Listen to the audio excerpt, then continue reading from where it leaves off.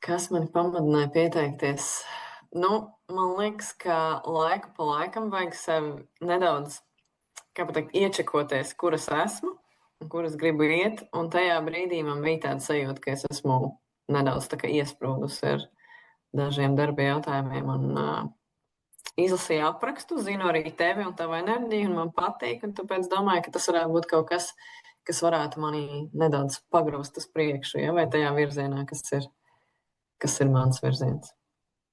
Un pirms pieteikties, vai tev bija arī iekšējais dialogs, kādi pretargumenti, tā kā nedaudz vai strīds vai diskusija ar sevi, ka varbūt tomēr nē, jo?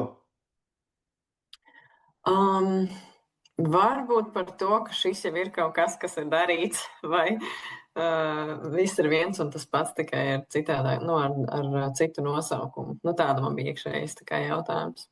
Jā, un kāpēc tomēr pieteicies ar šādu jautājumu?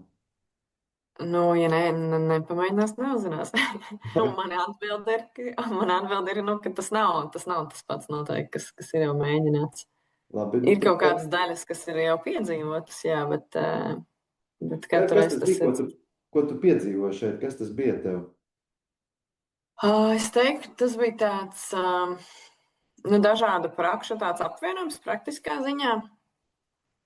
Bet, ja mēs runājam par tādu iekšējo ceļojumu, tad es teiktu, tas ir tāds, tā visa apkārtējā trokšņa noņemšana un tāda, sevi ieklausīšanās bez visiem tiem, kā vajag, kā pareizi, ko no tevis sagaida, bet, tā kā tiešām tas, ko tu pats domā un jūti, ja, par sevi.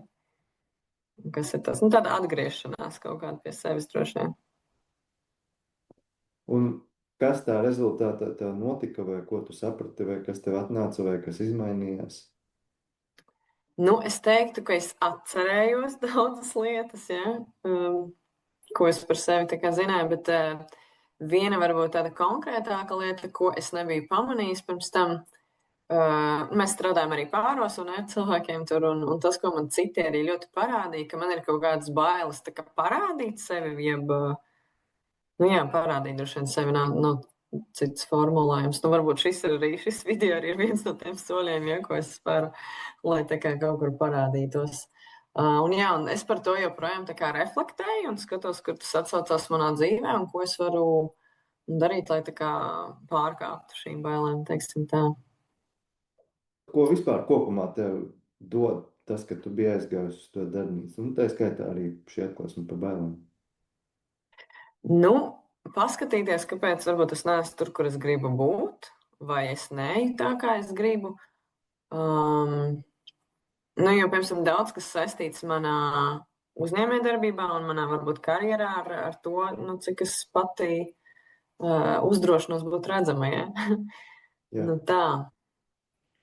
Un kopumā varbūt par šo workshopu, jeb kursu es satiku fantastiskus cilvēkus un vienmēr ir forši atcerēties, ka ok, mēs ikdienā katrs tur nesā savu taitlu, jeb tur status un tā tālāk, bet mēs visi apakšā tam esam cilvēki ar tādām gana universālām problēmām. Ja?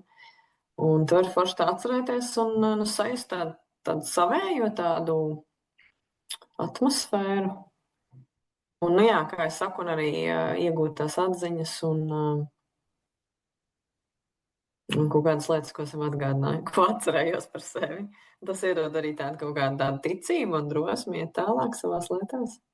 Kas ir, tagad, ja kāds klausās un domā, ok, vai man tas varētu būt vai nē, varbūt tu vari pareflektēt, kādiem cilvēkiem šī darbnīca ir labs instruments un kādiem tas varbūt nav atbilstošs, un arī kas ir tas brīdis, kad, šis ir īstais laiks man, vai arī ne tagad. Es teiktu, ka droši vien īstais brīdis ir tad, kad ir tā sajūta, ka ir kaut kāds sasprūdens un kaut kas nekustās uz priekšu un kaut ko vajag izkustināt. Kaut gan tajā pašā laikā mums bija arī dalībnieki, kas teica, kas ir atnākuši, kuriem viss ir okidoki.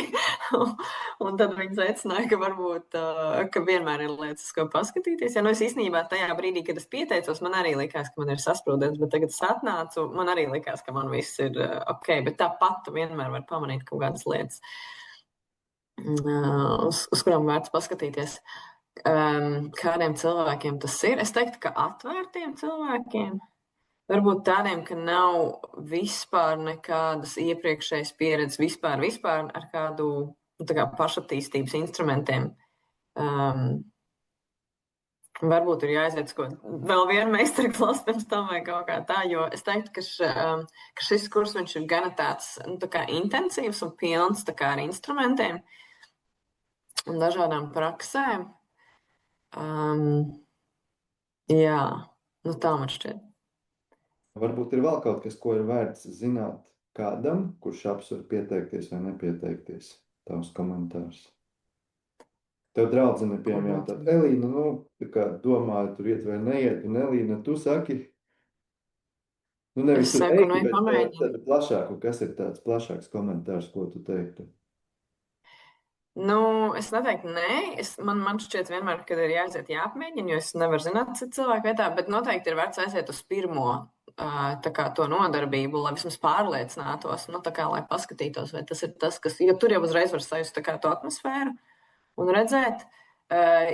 Es teiktu, ja ir ļoti liela kaut kāda kompleksa un nepatīk dejot vai kustēties, nu, tā kā ar savu ķermeni, tad varētu būt izaicinājums, bet arī no otras puses, tas ir tas, nu, ja tam tev ir ļoti liela pretestība, tad tas ir, man liekas, arī tas, kur ir jāiet.